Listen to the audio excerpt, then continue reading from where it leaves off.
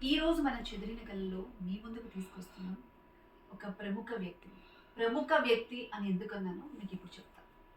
నిజంగా మనం ఎప్పుడు చెప్పుకున్నట్లుగా ప్రతి మనిషికి ఒక కళ ఉంటుంది. అలాగే ఈవిడ కూడా కళ అనేది ఉంది.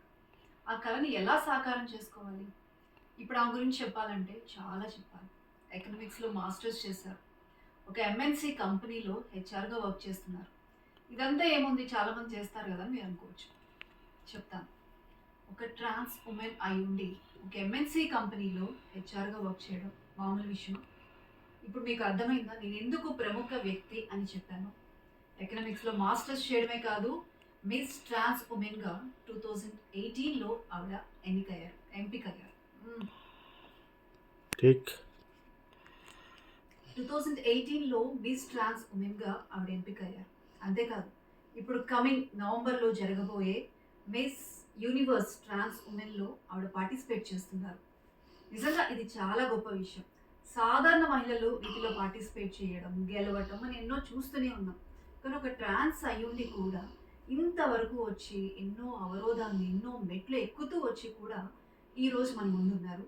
ఈరోజు మన చెదిరిన గల్లో తనతో మాట్లాడి మరెన్నో విషయాలు తెలుసుకుందాం. తను ఎవరో కాదు, మేకల హర్షిని గారు.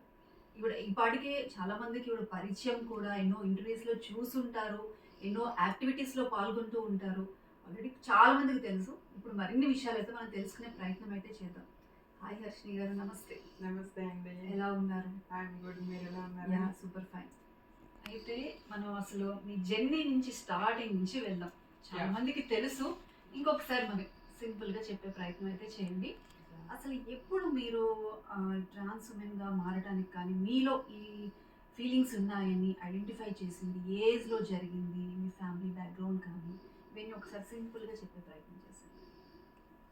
సో, సింపుల్‌గానే చెప్పాలి. ఎందుకంటే క్లుప్తంగా చెప్పాలంటే చాలా పెద్ద చాలా. స్టోరీ అవుతది. Yes. సినిమానే తీయొచ్చు మనం. హ్మ్. 3 అవర్స్, 4 అవర్స్ సినిమానే ఒక లైఫ్ జర్నీ తీస్తా ఉంటాము. లైక్ నా జర్నీకి వచ్చినప్పటికి చాలా మంది సొసైటీలో అపోహలు ఉంటూ ఉంటాయి. ట్రాన్స్ అనంగానే అబ్బాయి నుండి అమ్మాయిగా మారిపోయారు. అబ్బాయిలు అమ్మాయి బట్టలేసుకొని తిరుగుతున్నారు. లైక్ డిఫరెంట్ డిఫరెంట్ అపోహలు ఉంటాయి.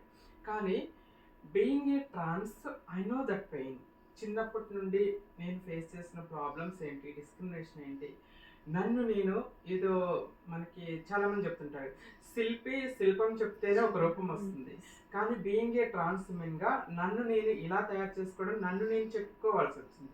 నన్ను నేను చెప్పుకొని ఎన్నో దెబ్బలు తిని, ఎన్నో అవమానాలు తిని, ఎన్నో అవహేళనలు భరిస్తే కానీ ఒక ట్రాన్స్ ఉమెన్ లైఫ్ తయారవుతుంది.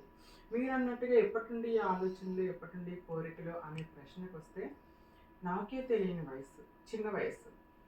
నాకు 6, 7 ఇయర్స్ ఏజ్ ఉన్నప్పటి నుండి అప్పుడేం తెలీదండి, లోకజ్ఞానం తెలీదు. మీరు చైల్డ్‌హుడ్‌లో 7 ఇయర్స్ ఉన్నప్పుడు ఏం చేసేవాళ్ళు మీరు? పిల్లలతో ఆడుకునేవాళ్ళం. స్కూల్‌కి వెళ్ళొచ్చారు, పిల్లలతో ఆడుకునేవాళ్ళు. చక్కగా అమ్మ పెట్టిన వంటలు ఫుడ్ తినడం. బుజ్జగించడం, ప్రేమగా చూసుకోవడం, తినేవాళ్ళు, పిల్లలతో ఆడుకునేవాళ్ళు.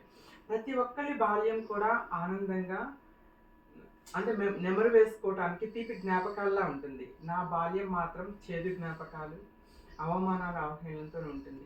నాకే తెలియని నా వయసు, చిన్న వయసు, 6, 7 ఇయర్స్ ఏజ్‌లో ఉన్నప్పటి నుండి కూడా నేను అమ్మాయిగా ఉండాలని కోరుకునేదాన్ని.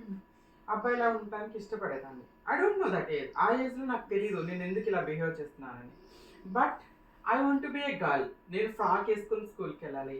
అమ్మాయిల వరుసలో కూర్చోవాలి, అబ్బాయిల వరుసలో కూర్చోవాలి అనుకునేదాన్ని కాదు. అలా అనుకుంటూనే ఉండేదాన్ని. అమ్మ, నాన్న, టీచర్స్, రిలేటివ్స్ అమ్మాయిలాగా నువ్వు అమ్మాయి కాదు, నువ్వు అబ్బాయి డ్రెస్ వేసుకో, అమ్మాయి డ్రెస్ కానీ అలా వేసుకో వేసుకున్నా కూడా ఆ టైంలో ముద్దుగా అనిపించేది ముద్దుగా కానీ అనిపించేది పెద్దగా కానీ సీరియస్‌గా అనుకున్నాను. తీసుకునే స్కూల్‌కి వెళ్తా అని మారం చేసినప్పుడు ఇలా అనేవాళ్ళు. హ్మ్. స్కూల్‌కి అలా వెళ్ళకూడదు, నువ్వు అబ్బాయివి, అబ్బాయి డ్రెస్ వేసుకో. వీళ్ళు ఎందుకు నాకు రిస్ట్రిక్షన్ పెడుతున్నారు? అక్క హాయిగా ఫ్రాక్ వేసుకొని వెళ్తుంది, నన్నెందుకు ఇచ్చి నాకు ఇష్టం లేని నిక్కరు చొక్కా వేసుకోమంటున్నారు అనుకునేదాన్ని. అలానే లైఫ్ ముందుకెళ్తూ